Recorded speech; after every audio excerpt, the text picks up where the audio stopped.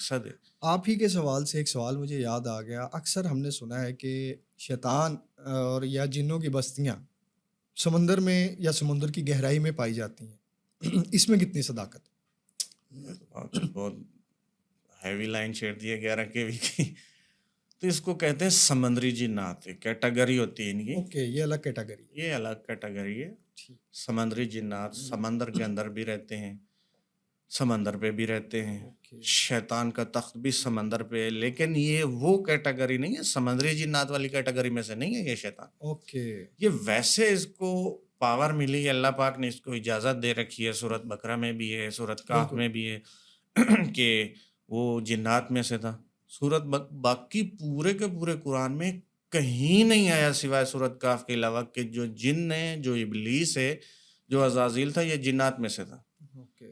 جب ہم سارے کا سارا قرآن پڑھتے تو ہمیں یہی پتہ چلتا ہے کہ عزازیل نام کی کوئی چیز تھی، لیکن جب سورۃ کہف پہ آتے ہیں تو وہاں پہ پتہ چلتا ہے یہ جنات میں سے تھا. اوکے. لیکن جو سمندری جنات ہیں اور زمینی جنات ہیں، سمندری جنات تو یہ بہت ڈینجر قسم کے ہوتے ہیں. اس طرح یوں سمجھ لیں ہمارے ہاں کچھ لوگ ہوتے ہیں آدم خور، اس طرح ان کی بھی کیٹیگری ہوتی ہے. یہ جو زمینی جنات ہوتے ہیں، سمندری جنات کا نام سن کے بھاگ جاتے ہیں. اوکے. اتنے ڈینجر قسم کے ہوتے ہیں. یا جس طرح آج کل کے مجرم CCD کا نام سن کے جی بھاگ بالکل. جاتے ہیں. اچھا، یہ بتائیے گا برہان بھائی، نظر بد اور جادو اس کو ڈفرینشیٹ کیسے کیا جا سکتا ہے؟ کیونکہ عام آدمی کو نہیں پتا، یا ان دونوں میں فرق کیا ہے؟ جادو اور نظر بد، اس کی بیسیکلی تو اگر کسی پہ ہو جائے تو اس کو تحقیق کروانی چاہیے کسی اچھے استاد صاحب سے، یا کسی اچھے بزرگ اللہ والے سے، یا کسی اچھے پیر فقیر سے، عامل سے، جو بھی ان کو مطلب ہے وہاں پہ گلی محلے میں ہے. یا آج کل ملتے ہی بہت کم ہے. نہیں، آج کل بہت مل جاتے ہیں. آن لائن بھی آج کل بھرمار ہوئی پڑی ہے. آج کل کے لوگ نا مطلب ہے اگر کسی کو مسئلہ ہو تو ہمارے ہاں یہاں پہ شک اور وسوسے بہت زیادہ ہیں. بے شک ایسے ہی ہے. لوگ یہ نہیں سنتے. اگر میرے پاس کوئی مریض آتا ہے نا تو لوگ یہ نہیں سنیں گے کہ میں نماز پڑھوں، میں اس کو یہ کہوں کہ آپ نماز پڑھو، آپ قرآن پڑھو، آپ تلاوت. لوگ یہ سننا ہی نہیں چاہتے. بالکل. لوگ اس چیز کو پسند ہی نہیں کرتے. لوگ اس بندے کو، اس پیر فقیر کو پسند کریں گے جس نے ہاتھ میں مندریاں پہنی ہوں، جس نے کڑے پہنے ہوں، جس نے تسبیحاں پہنی ہوں، جس نے کالا سوٹ پہنا ہو، جو گندگی میں رہتا ہو، جو خود کو ننگا کرے. لوگ اس کو مانتے ہیں یہ بڑی پہنچی ہوئی سرکار ہے. ہمارے ہاں ملتان سائیڈ پہ کافی عرصہ پہلے کی بات ہے، تو ہمارے بزرگ یہ واقعہ بتاتے تھے کہ وہاں پہ کوئی دربار تھا بہت بڑا، اور وہاں پہ کوئی فقیر بیٹھا کرتے تھے. ٹھیک ہے. تو کچھ وہاں پہ پتہ نہیں کیا ہوا، وہ تھوڑے کسی نے ان کا نام فیمس کر دیا یا جو بھی تھا، تو لوگ وہاں پہ درباروں پہ جاتے منتے ماننے کے لیے، اور اس پیر بابے کے پاس مطلب جانا شروع کر دیا کہ بابا جی یہ کر دیں، یہ کر دیں، یہ کر دیں. تو بابا جی بڑے تنگ ہو گئے. انہوں نے کہا یار یہ اللہ کو چھوڑ کے میرے پاس آ رہے ہو. بڑا انہوں نے سمجھایا، لوگ نہیں مانتے. انہوں نے پتہ کیا کیا، یہاں پہ تھوڑا ڈسکسٹنگ ٹائپ کی بات ہے، وہ نا اپنا شرمگاہ سے بال اکھاڑ اکھاڑ کے لوگوں کو تقسیم کرنا شروع کر دیا. تو کوئی بندہ اوپر سے آیا، اس نے کہا کہ بابا جی یہ کیا حرکت کر رہے ہیں؟ اس نے کہا یہ اللہ کو چھوڑ کے میرے پاس آ رہے ہیں، میرے پاس اس کے سوا ہے کیا؟ میں ان کو کیا دوں؟ یہ بدبخت جو اللہ کو چھوڑ کے میرے پاس آئیں گے تو ان کو یہی ملے گا نا. ابھی جس طرح دیکھ لیں آپ، ہم یہاں پہ دودھ ہے، دودھ کو ہم اللہ کا نور مانتے ہیں، اللہ کی رحمت مانتے ہیں. بالکل. اور یہی ایک چیز ہے جو بچے کو پلاتے ہیں اور بچہ جوان ہوتا ہے. ایک ایسی چیز ہے جو خوراک اور پانی دونوں کا کام کرتی ہے. بالکل. تو ہم یہاں پہ پیتے ہیں، ہم قدر کرتے ہیں. ٹھیک ہے. ابھی ہمارے یہ ساتھ والے کنٹری میں چلے جائیں، انڈیا میں، بالکل. وہ کیا کرتے ہیں؟ وہ دودھ کو گٹر میں بہاتے ہیں، وہ پتھر کے اوپر ڈالتے ہیں، وہ دودھ گٹر میں جاتا ہے، وہ بے قدری کرتے ہیں. پھر اللہ پاک ان کو کیا صلہ دیتا ہے؟ وہ دودھ کو گٹر میں بہاتے ہیں تو گائے کا پیشاب بھی پیتے ہیں. بالکل. یہی ہوتا ہے نا، جب آپ ناقدری کریں گے تو پھر اللہ پاک بھی آپ پہ وہی چیز مسلط کرے گا. بالکل. تو یہ جب آپ دیکھیں نا، جب آپ اللہ کو چھوڑ کے، نماز کو چھوڑ کے، قرآن کو چھوڑ کے، رسول کو چھوڑ کے، اہل بیت کو چھوڑ کے، اصحاب رسول کو چھوڑ کے آپ غلط راستے پہ جائیں گے تو پھر اللہ پاک یہ چیزیں آپ پہ مسلط ہی کرے گا. بالکل. جب آپ نے اللہ اور اللہ کے رسول سے دشمنی لینی ہے، پھر یہ چیزیں آپ کے پیچھے پڑنی ہے. تو نظر بد اگر کسی پہ ہے، اس کو بھی لوگ مذاق میں لیتے ہیں. بالکل ایسے ہی. ٹھیک ہے. نظر بد کے بارے میں حدیث ہے کہ جو نظر ہے یہ جوان کو قبر میں اور اونٹ کو ہانڈی اور میں. اونٹ کو ہانڈی میں پہنچا دیتی ہیں. یہ امام جعفر صادق علیہ السلام سے بھی یہ فرمان ثابت ہے. میں نے بیشتر ویڈیو میں یہ ریکارڈ کروایا ہے. اوکے.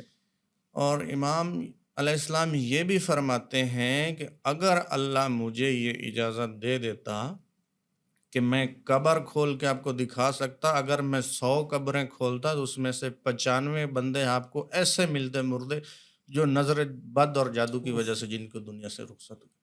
یعنی نظر بد اتنی خطرناک اتنی چیز ہے. خطرناک چیز ہے. پھر یہی نظر بد اگر اس کا اتار نہیں ہوتا، اس کی کاٹ نہیں ہوتی، اس کا کوئی علاج نہیں کرتا تو یہ خود بخود جادو میں بھی کنورٹ ہو جاتی ہے.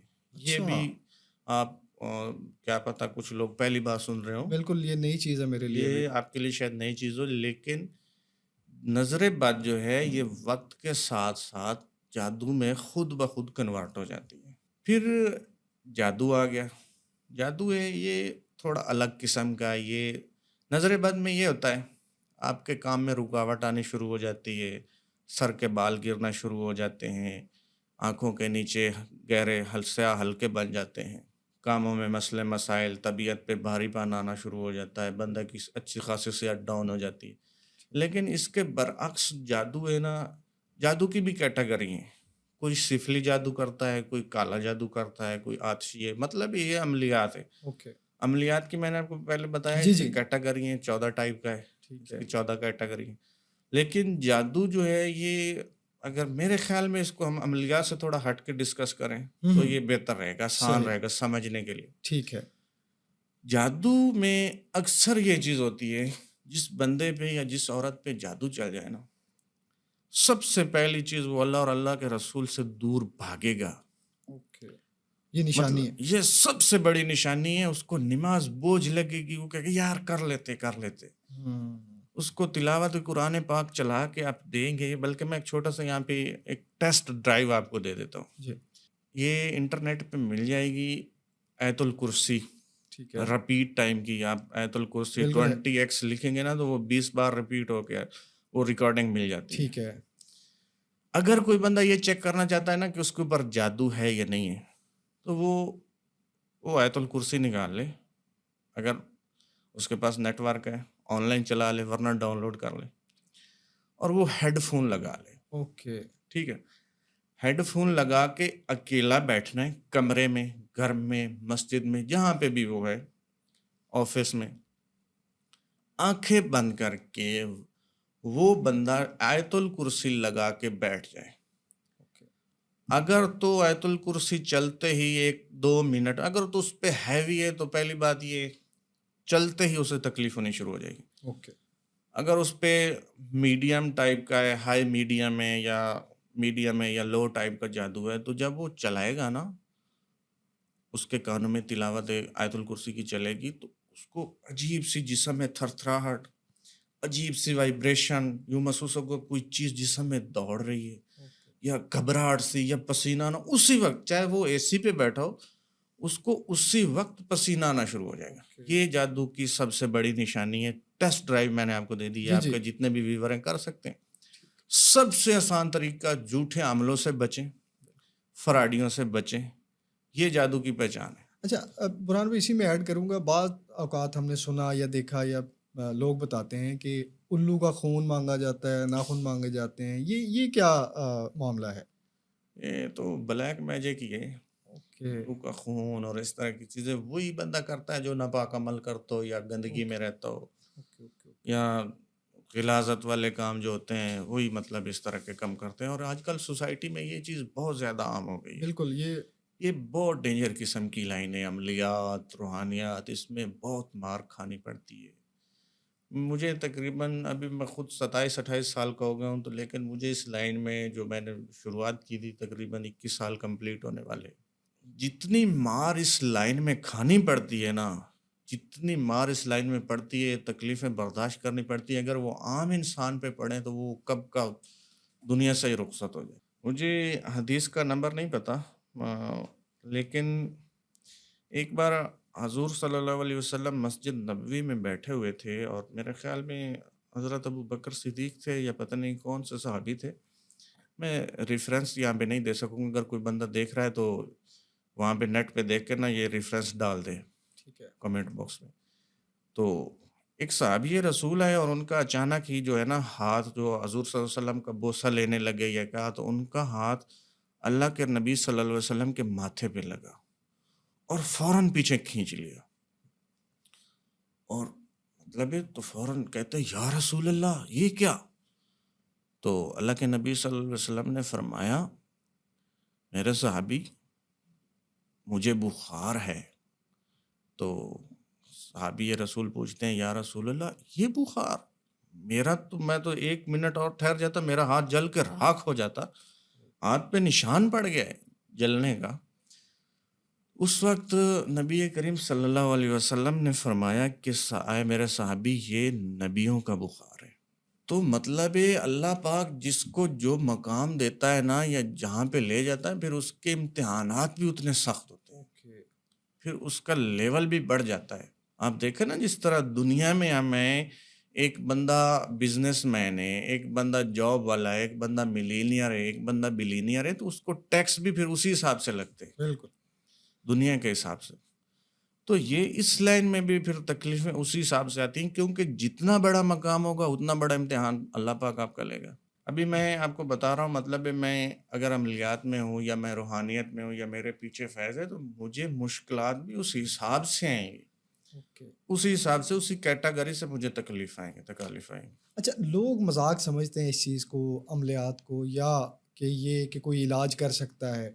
جادو کا علاج ممکن ہے.